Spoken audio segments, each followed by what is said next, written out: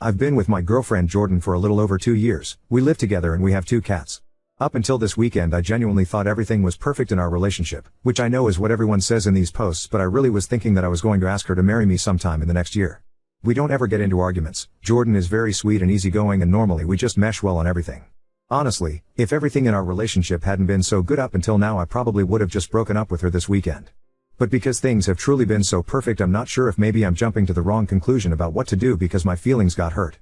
The other person who's important in this story is Jordan's friend Mark. She's known Mark for their whole lives because they both grew up in the same small religious community. Jordan isn't part of that religion anymore. She decided to leave the church when she was I think 19 and moved to the state that we live in now. Mark still is in the religion and apparently takes it really seriously. I'm told he now works for the church back in Jordan's hometown. Also, as far as I know, Mark is the only person from the religious community that Jordan still talks to besides her parents, which I'm mentioning because I now think it could be a red flag. So on Saturday I met Mark for the first time because he was in our city and Jordan wanted us all to have dinner together. At this point I want to say, I will admit that when we were first dating and I found out that Jordan had a best friend who was a guy, I didn't really like it, especially because it seemed like they were on FaceTime with each other a lot. But since it was a childhood friend and they mostly didn't see each other in person, I just trusted Jordan that Mark was only a friend and didn't let it bother me, and eventually I got over it. So when we were going to dinner, I wasn't jealous or suspicious of Mark at all. If anything, I was somewhat excited to finally be meeting him since I've been hearing about him for 2 years. But then the way Jordan and Mark acted at dinner is what convinced me that there's something going on there other than just being best friends. I honestly don't even know how to describe it except to say that I've never seen 2 people act more obviously like they were in love with each other. They literally would not stop touching each other. They were constantly touching each other's arms and shoulders, and at some points they were actually even holding hands. They completely left me out of the conversation and were laughing about inside jokes, and every time they'd laugh they'd do this thing where they put their foreheads together, or that was when they'd be holding hands. And then also they were just looking at each other in a way that I didn't feel comfortable with at all. It was honestly even worse than the touching. It just wasn't how anyone would look at somebody they're supposedly just friends with. I'm 100% sure that every stranger looking at our table thought that Jordan and Mark were the couple and that I was her brother or something. I felt like a third wheel the whole time, and Jordan didn't even notice how awkward she was making it for me because she was way too focused on Mark and all the attention she was getting from him. And that's really not like Jordan at all. Usually she's a lot more considerate and would notice immediately if I wasn't having a good time or if she was accidentally being rude and excluding someone at the table. So it was genuinely really jarring to be sitting there with her and Mark and basically feeling like I didn't know my girlfriend at all. It was like he turned her into a completely different person who didn't even care that I was alive. So finally, at one point when Jordan got up to go to the bathroom, I just said to Mark, "So are you into my girl or what's going on here?" Mark, "Nothing's going on at all. That ship sailed a long time ago." Me, "What does that mean? Did you guys date at some point?" Mark, "No, we never did. And then when she left the church, we both knew it meant that we were never going to. And we've accepted being in each other's lives as friends. There's nothing else going on at all." Me, "That makes it sound like the only reason you're not together is because she left the church." And all Mark did was shrug. Me, "Well, what if she came back to the church? Would you marry her?" Mark, "Oh, she's not going to do that. You might as well ask what would happen if a bicycle had 6 tires."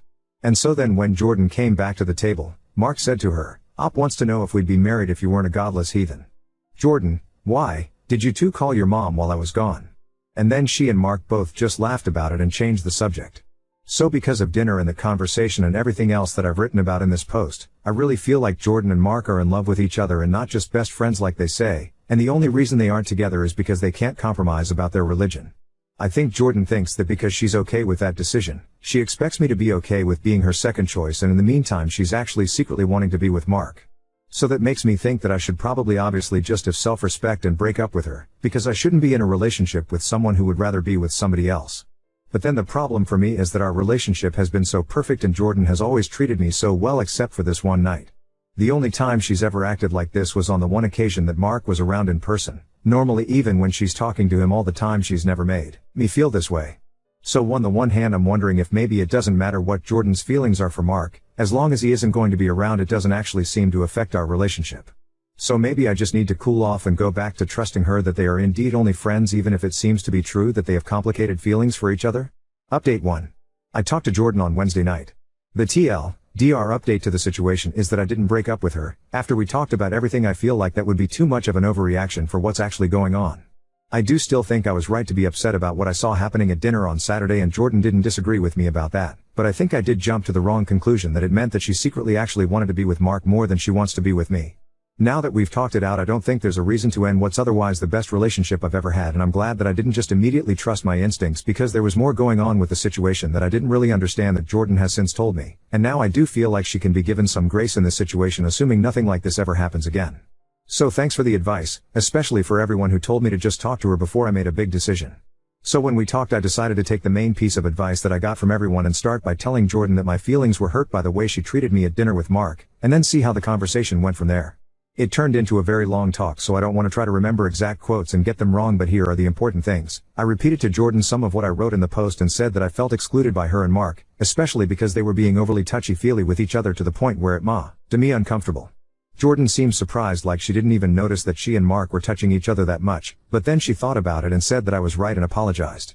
She said that Mark is always really touchy with everybody and not just her, I asked, and so she didn't even think about it, but that she wished I would have said something at the time because she didn't realize they were being that obnoxious. I said that was part of what bothered me, because I thought that normally she would have noticed something like that, but she was acting so different around Mark and not paying any attention to anything else, including how I was feeling, that it was honestly just made me question which one of us she cared about more, or if she cared about him as more than just a friend. Jordan apologized more and said that she could understand why it would look that way to me, but that she loves me and cares more about me than anyone else in the world, and that she didn't mean to act like that or make me feel that way. She said that she was trying to not make Mark feel like a third wheel because of being a single guy out with a couple, but obviously it backfired and just made me feel like the third wheel instead, which wasn't what she wanted to do either. After that, Jordan explained a lot to me about her history with Mark, and basically as she explained it, she said that she fully admits she cares about him as more than just a normal friend, but she says that it's not in a romantic way. She said that's why she always specifically refers to him as her best friend and not just as her friend, and said that she would use the phrase "he's like my brother" if it weren't for the fact that she once had an actual brother, RIP, so she won't use that phrasing for anyone else. According to Jordan, the main thing that happened to make her and Mark so close was that when she was 17 she tried to kill herself, and that was actually when everyone else in the community stopped talking to her, and Mark was the only person who didn't. For the next couple of years until she moved, he was literally her only friend, and she said that he checked on her every single day to make sure she stayed alive, which is also when they got into the habit of talking on the phone so much. And also apparently during this time Mark's parents thought they were dating and made a big deal about how they shouldn't be, and that's why she made that remark during dinner. Apparently calling Jordan a godless heathen is something that Mark's mom said. I did tell Jordan that Mark basically said to me that he thought the two of them would be married if she had stayed in the church, and I asked her if she thinks that maybe Mark is in love with her even if she doesn't feel the same way. She said definitely not, and I don't think she was being dishonest. I really don't agree with her, but I think she genuinely believes that Mark isn't into her in any way apart from friendship. Her opinion of the situation is that she also thinks she and Mark would eventually have gotten married if she had never left the church or moved, but from her perspective it would have been more because of peer pressure than anything else, and she doesn't think it would necessarily have been a good thing. She thinks Mark was just being honest about that, and that possibly from his perspective he thinks he and Jordan would have made a good couple, but he's probably thinking that because he's just assuming that in that scenario she'd be the perfect church wife, so there's no reason why they wouldn't be a good couple. But then the big thing that happened at the end of the conversation is that Jordan told me that Mark is coming back through our city on his way home from this trip, and so she was going to invite him to hang out with the two of us again, but she said that if I'm going to be uncomfortable with him around then she won't ask him.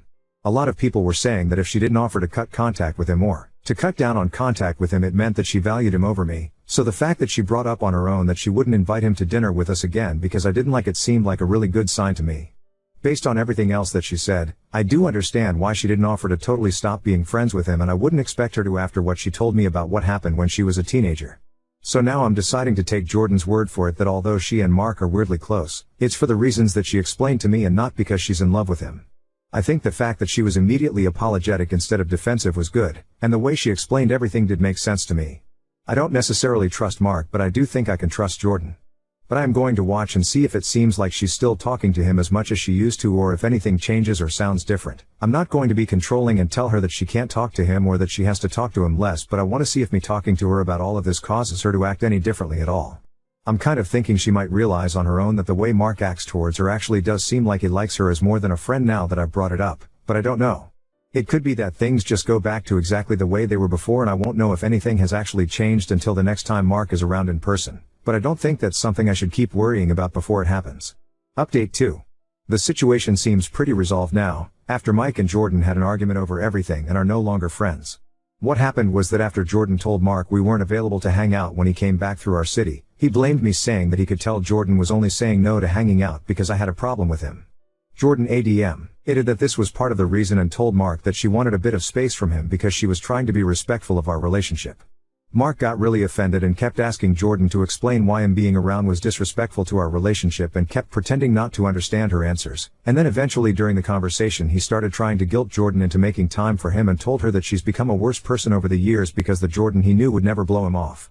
That upset Jordan a lot because she took it as Mark saying that she was a bad person since she left the church, and she started crying and she ended up hanging up on him. Jordan and I talked a lot afterwards. I told her that I thought Mark was toxic because anyone else would have been understanding of what she said. Jordan said that a lot of what he said during the conversation reminded her of being in the church. She said that she couldn't explain it except that it was his attitude when he tried to argue with her, but that it made her not really want to talk to him even outside of anything to do with our relationship. Mark texted Jordan the day after asking if she really wasn't going to come see him and if she was going to pick some boyfriend over her only friend after he's been there for her through everything. Jordan texted Mark back explaining her point again and saying that their friendship couldn't be the same anymore as it used to be now that she was with someone and that he should understand that. Mark texted Jordan that he couldn't believe she'd treat her best friend like that. Jordan tried to text Mark saying that a friend wouldn't be guilt-tripping her, but it turned out that he had blocked her number. After that, Jordan was feeling like she'd done something wrong and was too mean to Mark, but she and I talked about it again and she realized that she was right to not want to be friends with Mark if he's going to treat her like s. He owes him loyalty. Jordan then blocked him back, including on all her socials, so that if later he changes his mind and tries to apologize she can ignore him.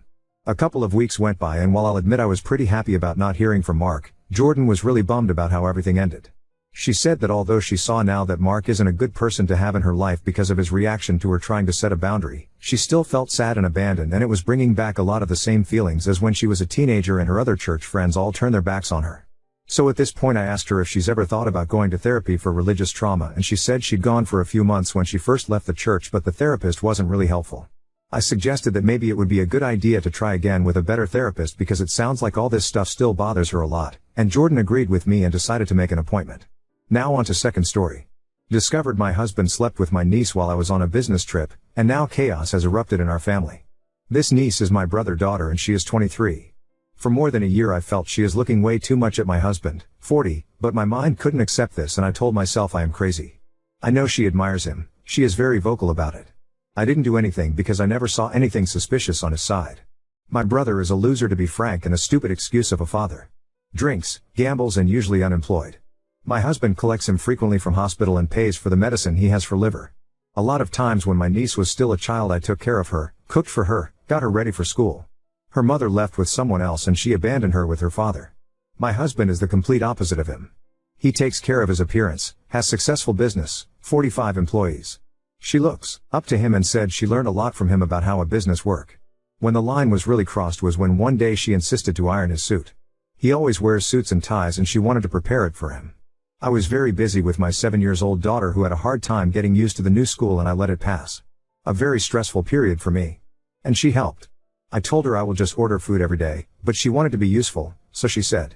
She cooked what he liked to eat, never asked what we want, just what he wants. And 3 days ago I found out he slept with her while I was away on business trip. I let my daughter with them in the house. But he took her to my mother. I actually got an anonymous text, which turned out to be from a friend of hers. I hoped he'd a stupid joke. But I told him I know he slept with her and he started apologizing and explaining that it happened just once, that they had wine and it happened. I don't know what to do now. Another reason why I think he didn't groom her was that this is not the first time she sleeps with a married man. She did it last year too. I had a talk with her back then and she was very proud of what she'd done. She wasn't looking for love, she just fancied the idea to sleep with a man in power. That man was also with high social status and in military. It's her thing. She sees these kind of men as superior and worthy. She never gave any chance to a guy her age and she looked down on them. She is not like a lot of modern young women who want to be independent and strong. She knows she is beautiful and is playing the beauty card. She is extremely feminine to the point that even her voice is always soft and low, like she wants to appear submissive and good girl. She never went clubbing, for example, because good girls don't do that. Doesn't want a driver license because she feels it's masculine to drive a car. Comment from Oop for me as she. Yeah. Typical angry wife at the mistress. Call it so. But I helped raise this child. I was a mother figure to her. I didn't feed him, I didn't help him with homework, I didn't get him ready for school. I have an update. My mother tried to talk to her again and Anastasia, my niece, told her that she hates me and she hated me for years. That I have everything and didn't have to work for it, that she was left behind by her mother, was pitied, and even mocked at school, by others because she has a loser drunk father. While I had a perfect life, a perfect career and a perfect husband. I was envied and admired, she was shamed and pitied. I also needed to return home because it will affect me in court if I don't allow my husband to see his daughter. I found a mess in my bedroom. My husband was cleaning it up with my mother. Anastasia threw out all my stuff from the closet and wanted to put hers there. Mother said that my husband needed to grab her hands and immobilize her because she acted crazy. Hit him, and in the end he also hit her to stop her from scratching and kicking. My mother confirmed she did attack her. My husband called a doctor to give her something to calm her, and this worked. He begs me to forgive him. He was always the arrogant, confident man who was being begged for one thing or another by people around him. I never seen him so ruined. My mother cried and told me this is not the first time she attacks her when angry, but she never did anything about it because the girl suffered enough, and having something like that on her record might hurt her future even more. Also, my brother continues to be a total piece of. And asked my husband if he will give him more money because of this. It almost sounds like he wants her to be a prostitute. Okay, maybe it's too much, but it def goes that way. Update 1. However, after this, in order to respect the rules of this sub that helped me cope so much, I will stick to my own profile with possible updates. I had a talk with my husband. He said he didn't think she was that unstable. Great, so you fucked her because you thought she is stable. How does that help? She wants him. I already blocked her number, but she still texted me from some new one that I blocked too. How we all call her crazy, but it's the crazy who makes sex interesting, and he will come for more. I really cannot believe this is my niece. She said how she deserves him more than I do, that I don't deserve a man like him, that I deserve one like her father. My mother is in a sensitive situation now. She said that the girl was hysterical with both of them, her and my husband. Neither wanted to call the police because that would lead to so many questions about what happened between them. He doesn't want his associates to find out, and my mother, well, it's still her granddaughter and she didn't want to cause her problems. This is why my husband in the end slapped her so bad that it threw her to the floor. But it calmed her down because she got scared and covered her face in fear. He literally told her that if she doesn't get out from the house he will slap her again. It really felt like, I know this from my mother, only physical force, or rather the threat of being beaten/slapped by him, made her to take a step back. My brother is drinking as nothing matters to him, and even asked my brother if he can give him more money because of this, and in a sick way above it all. Not like because of what you done, more like because you got to FCK my daughter. It's almost like he feels that his daughter sleeping with my husband was a way to get under my husband's skin or show that he is thankful. This is all in my head, no one confirmed me this hypothesis, but these are the vibes I get from him. I even speculated whether my brother knew about what she is doing. You suspected my mother, but I bet she didn't. She is a broken woman because of her son being such a waste of space, but she has always been very open with me about everything, a comment that Oop thinks will justify why she's so angry at her niece. I am not trying to defend him. I just honestly told you from the very beginning I feel more betrayed by her than by him. I feel what I feel. You are confused why I am fixed on her. I am confused why do you want me so much to just ignore her? Yes, I feel more betrayed by her.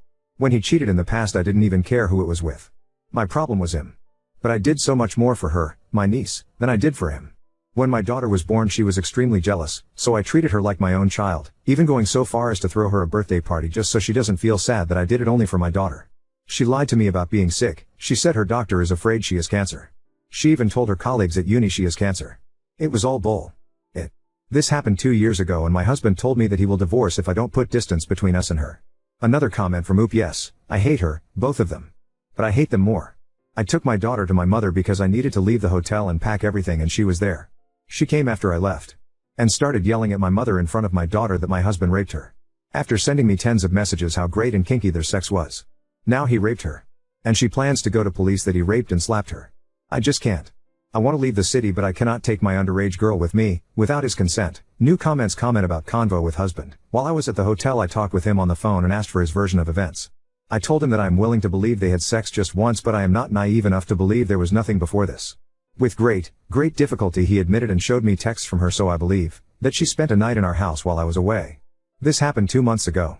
She texted him that his father threw her out the house, as the reason she decided to go and live separately, paying rent, because they had an argument and he pushed her into the wall. It was middle of the night and she texted him if she can go and sleep in our house. I read the text messages, all the screenshots were a proof. He picked her up.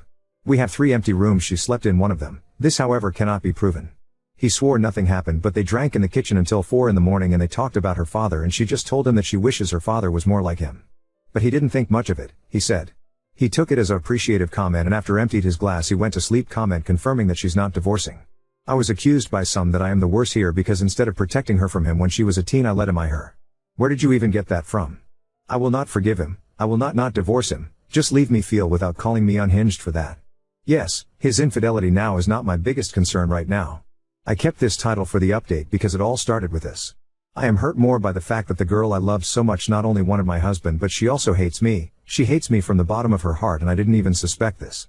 She hates my daughter who also adores her. I thought she adores her too. They spent so much time together, my niece was playing with her for hours. And now I found out she is disgusted by me. I don't think you realize how horrible this is, and what a shock. Also to know that my mother hid from me how unstable she is, what she has been talking about me. His infidelity and betray hurts, but you didn't ask me what our relationship is, how close we are, how much he means to me. She meant to me more than him. After that first cheating episode, I think a good part of my love died. But we didn't divorce, we stayed for the child. I know it's not a good idea, but for us it worked somehow. Till loved him but not so much anymore because he hurt me.